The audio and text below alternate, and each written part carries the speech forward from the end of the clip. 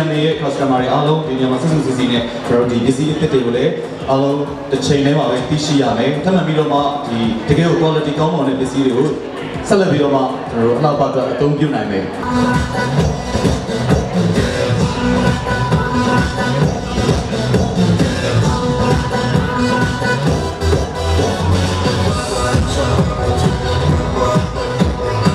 နာမည်အမနွယ်နေအောင်ပါ